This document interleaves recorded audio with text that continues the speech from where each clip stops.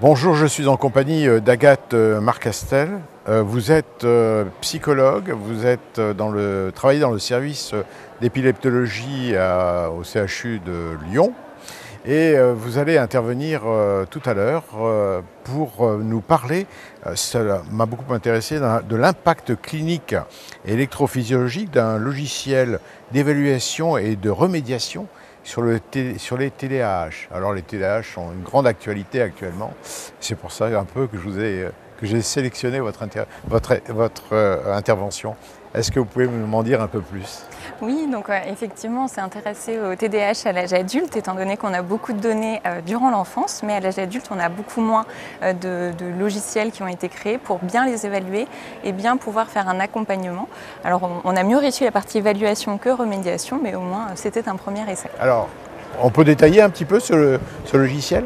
Alors on a essayé de proposer des épreuves qui permettent d'évaluer les patients TDAH en fonction du niveau de difficulté dont ils ont besoin. En fait, on sait qu'en neuropsychologie, parfois les tests ils sont trop faciles, trop courts ou trop simples et du coup on loupe pas mal de personnes avec un trouble de l'attention qui ont bien réussi à se mobiliser sur un court instant. Alors nos outils, ils essayent de repérer des modalités un petit peu plus difficiles.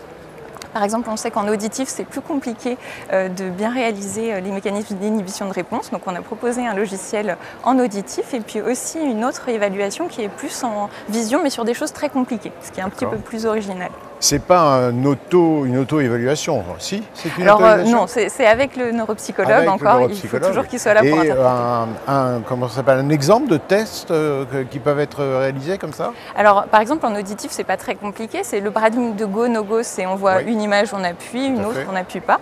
Mais en auditif, on va entendre un son, il va falloir appuyer, un autre son, il va falloir ne pas appuyer et donc produire une inhibition de réponse. Donc c'est quelque chose de très simple en fait en termes de paradigme, mais ça n'avait pas encore été trop proposé.